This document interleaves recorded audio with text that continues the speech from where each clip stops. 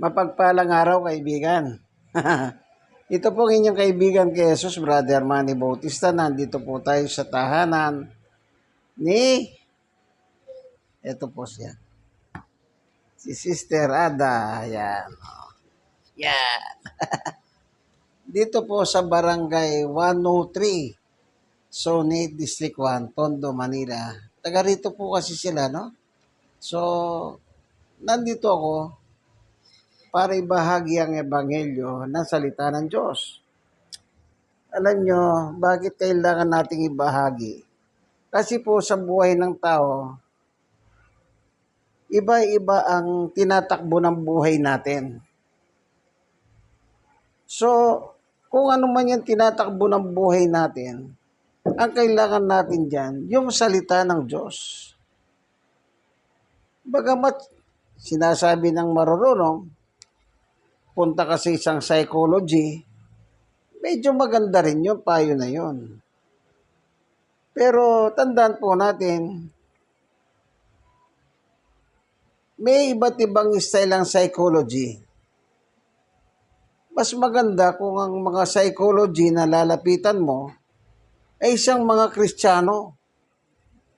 Bakit ko po sinabi mga Kristiyano? Halimbawa, yung doktor na hindi po Christian, sometimes kahit matalino siya, yung kanya napag-aralan sa eskwela, sa libro, doon po sila masyado nakapokus. Pero kapag isang Kristiyano po ang isang psychology, yung napag-aralan niya sa eskwela at meron niyang napag-aralan tungkol sa salita ng Diyos. Kaya sila, more on gumagamit sila ng mga Bible verse. At yung kanilang napag-aralan, yun ang kanilang sinasama. Kaya matibay. Hindi ko ibig sabihin na laban ako sa mga psychology. Wala ko sinasabing ganyan. Kumpara sa akin, kung kailangan mo ang psychology, mas magandang maghanap ka na yung isang psychology pala, isang Kristiyano. Iba po kasi yung ganung na sitwasyon sa hindi Kristiyano. Wala po akong sama ng loob doon o galit. Kundi nakikita ko lang kasi ako isang Christian din po ako. Yun lang ang nakikita ko. Unless, sabi nga nila, yung nakausap ko kahapon, na pag-usapan namin, mas maganda yung nakaupo sa Senado, sabi nung isa kausap namin, si Brother Jose, na dapat abogado ang nakaupo. Yung palang kaches niya pala, minsan na silang naloko ng isang abogado. Kaya sabi niya, hindi mo abogado, parang bol ka na. Yung pala, naloko sila ng abogado. Kaya, ganon din po, Hindi ko mo Christian ditong psychology. Depende, tignan ninyo. Yun po sinasabi ko, kung minsan, may mga akala mo maka-Diyos pala, yun pala hindi. Bago tayo papalawat sa ating pag-aaral, tayo muna po pansamantalang sa Diyos na papatnubayan niya tayo. Sapagkat ang magtatagumpay tayo sa ganitong gawain, yung Bible study. Bible study po ito, Bible study kasi po may Biblia tayo. Ingin natin ang guidance ng Diyos upang siya pumatnubay, upang yung salita niya hindi po masayang.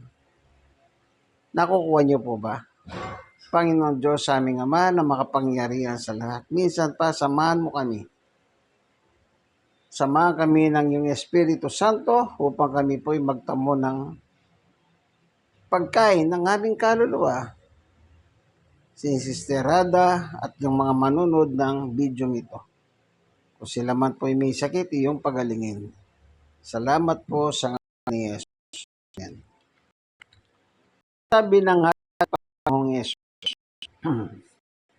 po sa libro ng Mateo, po niyang turo aral.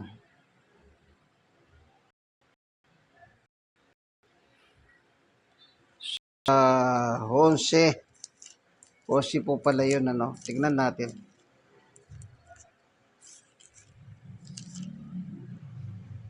Gumagamit tayo ng Biblia upang sa hindi po tayo mapagsabihan na, uy, manluloko ka. Hindi po. Ito. Sa chapter 11 ng Mateo, ito, 25. Nang panahong iyon, sinabi ni Jesus, pinasalamatan kita, Ama, Panginoon ng langit at lupa, kapag pinili mo mga bagay nito sa marurunong at matalino at iniyag sa mga may kalooban tulad ng sa bata. Sa 26, oo, Ama, sapagkat gayon ang ikinalulugod mo. 27, ibinigay sa akin ng aking Ama ang lahat ng bagay. Walang nakakakita sa anak kundi ang Ama, at walang nakakakilala po pala, walang nakakakilala sa anak kundi ang Ama, at walang nakakakilala sa Ama kundi ang anak, at yaong marapating pagpahayagan ng anak. Ang anak si Jesus, ang Ama ang Diyos. 28, lumapit kayo sa akin, kayong lahat na napapagal at nabibigatan sa inyong pasanin at kayo pagpapahingayin ko. Yung pasanin po rito, alam niyo po itong balikat natin. Pag may bubuhating ka, anong ginagawa mo? Di po ba dito sinasakay mo sa balikat? Kahit ba nakakita ko ng ganyan? Talagang pag kinarga sa balikat, nagkakaroon ng pwersa ang babae o lalaki. Ano po? Ngayon, ang sabi ni Jesus, ginamit yung lumapit kayo sa akin, kayong lahat na napapagalat, nabibigatan sa iyong pasanin. No? Sa buhay natin, walang taong walang pasanin. Yung salita kalye, daw ang isang tao, wala siyang problema. Ang tawag nila doon ay, ang tawag, abnormal ba? Pag wala ka daw problema, abnormal ka. Pag may problema ka, clockwise, normal ka. Yan. Kasabihan lang ng salitang kalye yon. So sabi ni Jesus, lumapit kayo sa akin. Mismo nga Panginoong Yesus ay nag-i-invite. Kung paano nag-i-invite tayo sa iba't ibang bagay, halimbawa birthday mo, nag-i-invite ka ng kaibigan mo. O, pag birthday mo. O, halimbawa naman, pag dumating ang asawa mo, galing abroad, maraming pasalubong, nag-i-invite ka rin para kumain kayo. Pero yun lahat yun panlupa. Yang imbitasyon na yan. Pero, si Jesus, iba ang kanyang pag-i-invite. Yung may problema, ang ini-invite niya. Kasi nga may problema. No, kaya lahat ng tao, pag may problema, huwag tayong mag-atubiling lumapit sa kanya. 29, pasanin ninyo ang aking pamatok at mag-aral kayo sa akin, ako'y mahamo at mababang loob at masusumpong kayo ng kapahingan sa inyong kaluluwa. Yung po palang bigat na dala-dala natin, spiritually. Spiritually pala yun. Hindi yun na, ano ba, magbuhat. Na ano ako, ng isang kaban na bigas sa balikat mo. Literal. Ito po pala spiritual. Yung problema mo, spiritual. Alam nyo, pagka may problema ka sa spirituality mo, ibig sabihin, mahina ang spirituality mo, at the same time, yung katawan mong physical, umiina po. Kasi magkasama po yan. Hindi pwedeng maghiwalay yan. Kasi pag naghiwalay yan, ang tawag dyan ni Santiago, patay ka na. Pero hanggat nagkasama yang spiritual at saka yung laman mo, yung katawan mo, buhay ka. Buhay ka. Oh. 30, sapagkat maginhawang dali ng aking pamatok at magahan pasanin, ibibigay ko sa inyo. Oh, hindi po literal na magbubuhat ka ng mabigat. Hindi.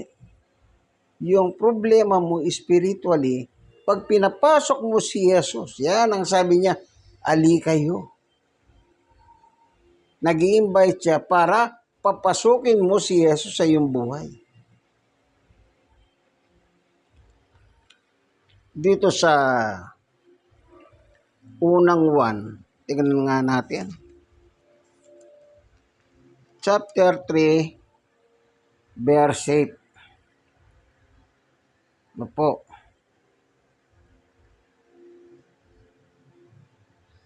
Sa second paragraph. At naparito ang anak ng Diyos, si Jesus, upang wasakin ang gawa ng dyablo.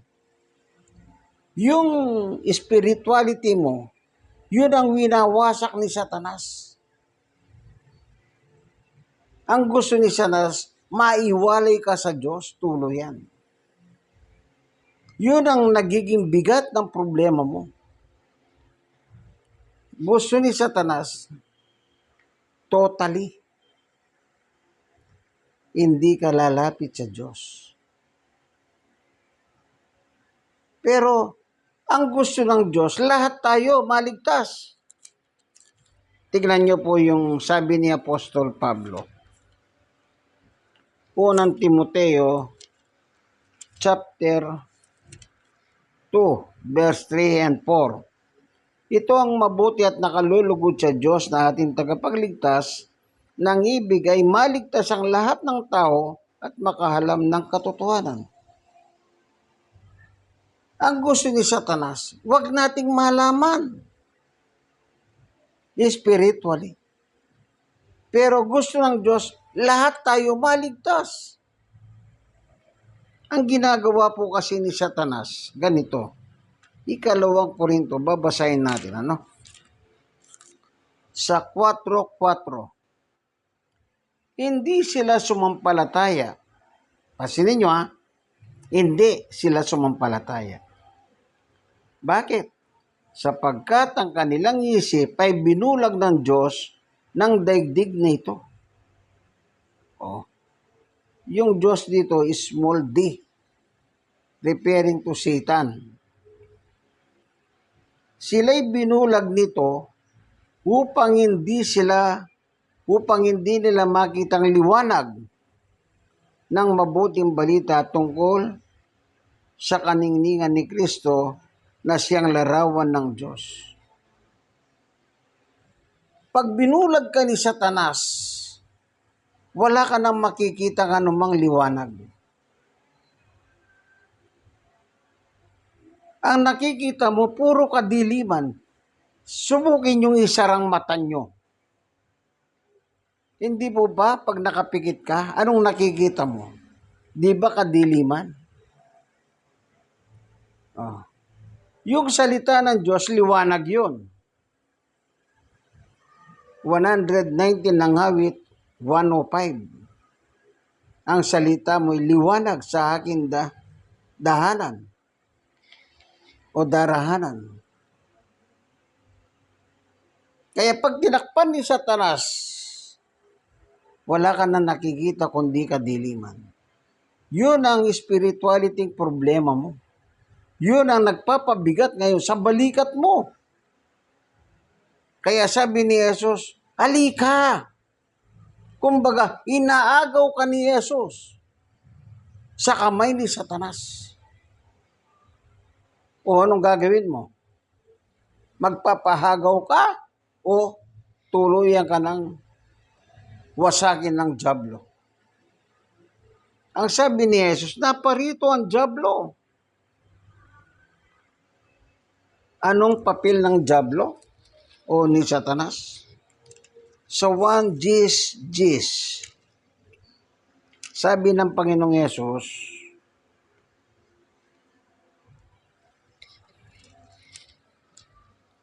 kaya lamang pupunta rito ang dyablo o magnanakaw ay upang magnakaw, pumatay at magwasak.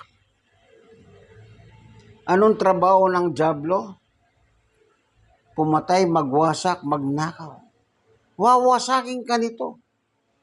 Pero ang winawasak niya ngayon, yung espiritualidad mo. Yung spirituality mo, siya pong wawasakin niya. Kaya sabi ni Jesus, para wag kang tuluyang mawasak, halika, lumapit ka sa akin. Anong sabi ni Jesus? Lahat ng kapangyarihan sa langit at lupa, ibinigay na sa akin ng aking Ama. Kaya kung ano ang kapangyarihan ng Diyos, taglay ni Jesus. Ubra ba si Satanas sa Diyos? Hindi po. Nilikha lamang si Satanas. Nilikha lamang siya. Pero nagmataas siya. Kaya lumaban siya sa Diyos. Kaya ang trabaho ni Satanas ngayon, magwasak. Magwasak.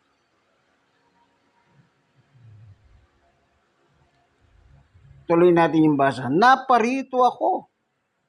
Sino? Si Jesus. Upang ang mga tupay magkaroon ng buhay, isang buhay na ganap at kasiyasiya.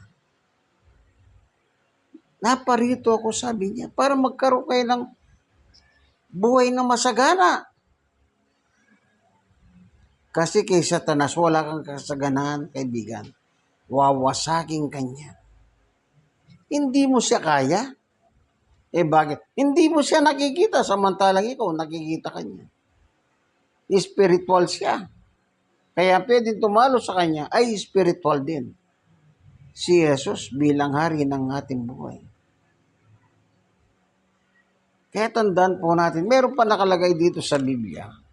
Balikan natin yung unang 1. Anong sabi niya? Chapter 8. Chapter 2. Unang 1, chapter 3 pala. Balikan natin yung 8. Ang nagpapatuloy sa pagkakasalay kampo ng dyablo, sapagkat sa simula pa'y gumagawa ng kasamaan ng dyablo, at naparito ang anak ng Diyos upang wasakin ang gawa ng dyablo.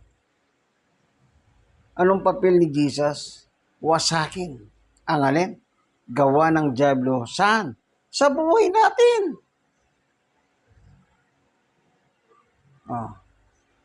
Siya lang po pwedeng magwasak sa gawa niya sa atin. Kaya yung winawasak niya po yung ating spirituality, kaya sabi ni Jesus, come to me, all of you. Iniimbitahan po tayo. Hindi po naparito si Jesus para sa mga, halimbawa, yung kasaysayan ng may sakit. Anong sabi? Hindi naparito si Jesus para sa may sakit. Naparito si Jesus para sa mga may sakit. Sakit natin spiritual. Si Satanas spiritual. Sinong magwawasak dyan? Si Jesus. Kaya kailangan ang buhay natin, isuko natin kay Jesus hanggat may pagkakataon pa, kaibigan. At pag naisuko ang buhay natin kay Jesus, doon po natin mararanasan ang kabutihan ni Jesus. Yung sinabi niyang, ali kayo. Makakaranas po tayo ng kaginawa ng ating kaluluwa. Yung bigat ng ating spirituality, magiging magahan. Spiritual po yun. Hindi yung literal na nagbubuot ka ng isang kabambigas sa balikat. Kumbaga ginawa lang halimbawa po yun. Yung napapagal. Nakakapagod din po. Hindi lang literal, maging sa spiritual po nakakapagod din. Kaya hanggat may pagkakataon po, andyan si Jesus. Anong papel ni Jesus? Iligtas tayo. At sabi ni Pablo, itong ang nakalulugod sa Diyos ng ibig ay lahat tayo maligtas at makahalam ng katotohanan ito. Ano pang iniintay nyo, kaibigan? Nandyan si Jesus nagahaya. Kailan nyo pa isusuko ang buhay nyo sa Kanya? Kapag tuluyan ka ng doon mo palang, ano sabi ni Jesus, naparito si Jesus upang pumatay. Baka patay ka na, paano ka pa makakabangon? Tandaan po natin, hanggat may pagkakataon, suko po natin ang buhay kay Jesus. Maniwala kayo sa sinabi niya. Ibinigay sa kanya ng Diyos ang lahat ng bagay, kapangyarihan sa lupa at langit. Wala pong iba. Salamat po, Panginoon Diyos, sa katotohanan na ibinahagi mo sa amin. Spirituality po pala ang kahulugan ng bigat. Panginoon Diyos, salamat po sapagkat ikaw po lang ang pwedeng magpatotoo amin ng katotohanan ito. Salamat po. Ito po ang inyong kaibigan kay Jesus, Brother Manny Bautista. Kasama po natin si Sister Rada dito sa kanyang tahanan upang magsagawa tayo ng home Bible study. Like and share at i-share nyo po sa iba. Ano po? God bless us all po. Nawadat na kayo ng video ito nasa maayos na kalagayan. Inyo pong kaibigan kay Jesus, Brother Manny Bautista. God bless us all po. Bye-bye.